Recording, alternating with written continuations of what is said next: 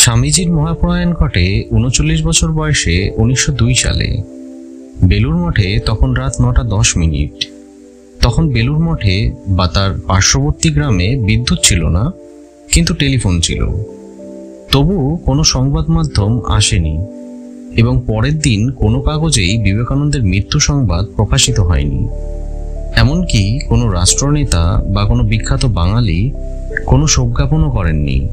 ভাবতে পারেন, স্বামী বিবেকানন্দ তার স্বল্প জীবনে অপমান অবহেলা বহু পেয়েছেন, উপেক্ষিত হয়েছেন বারবার।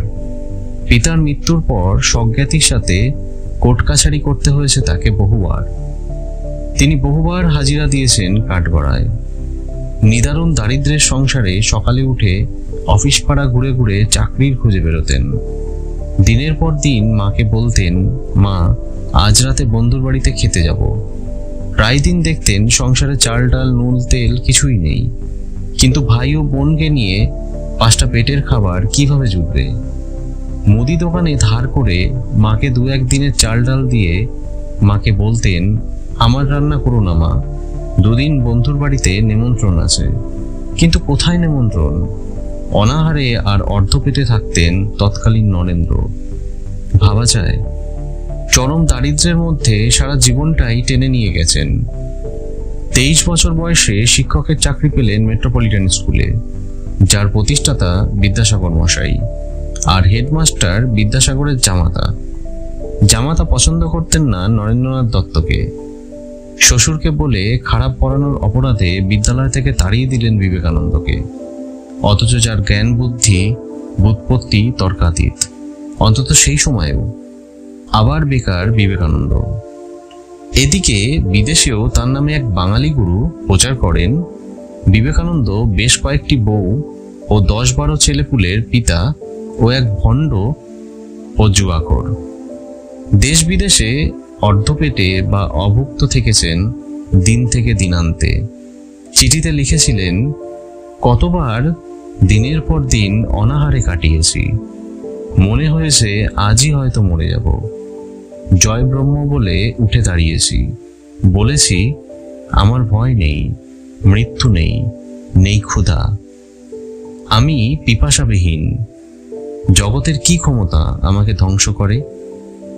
অসুস্থ বিবেকানন্দ বিশ্ব জয় করে কলকাতায় এলে তার সম্বর্ধনা দিতে বা সংবর্ধনা সভাতে আসতে রাজি হয়নি অনেক বিখ্যাত বাঙালি। শেষে প্যারীচাঁদ মিত্র রাজি হলেও তিনি বলেছিলেন, ব্রাহ্মণ নয় বিবেকানন্দ, ও কায়েত, তাই সন্ন্যাসী হতে পারে না।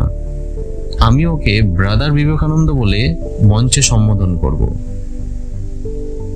1898 বিদেশের কাগজে তার বাণী ও ভাষণ পড়ে আমেরিকানরা অভিভূত, আর বাঙালিরা। সে বছরই অক্টোবরে অসুস্থ স্বামীজি কলকাতার বিখ্যাত ডাক্তার রসিকলাল দত্তকে দেখাতে যান। চেম্বার নাম্বার 2, সদর স্ট্রিট, কলকাতা, জাদুঘরের পাশের রাস্তা। রোগী বিবেকানন্দকে দেখে সেই সময় 40 টাকা ও ওষুধের জন্য 10 টাকা, মানে আজ 2022-এর হিসাবে তা প্রায় 16,000 টাকার আশেপাশে তিনি নিলেন। বিবিধ রোগে আক্রান্ত বিশ্বজয়ী দরিদ্র সন্ন্যাসীর কাছ থেকে। বেলুর মঠের জন্য তোলা অর্থ থেকে স্বামী ব্রহ্মানন্দ এই টাকা বিখ্যাত বাঙালি ডাক্তার রসিকলালকে দিয়েছিলেন। আরও আছে, বিবেকানন্দের মৃত্যুর কোনো ফটো নেই, এমনকি বীরপুরুষের কোনো ডেথ সার্টিফিকেটও নেই। কিন্তু সে সময় বালি বেলুর মিউনিসিপ্যালিটি ছিল, আর ওই মিউনিসিপ্যালিটি বেলুর মঠে প্রমোদ কর ধার্য করেছিল। বলা হয়েছিল ওটা ছেলে ছোকরাদের আড্ডার ঠেক, আর সাধারণ মানুষ বিবেকানন্দকে ব্যঙ্গ করে মঠকে বলতেন বিচিত্র আনন্দ বা বিবিকা আনন্দ। এই ছিল তৎকালীন মুষ্টিমেয় বাঙালিদের মনোবৃত্তি।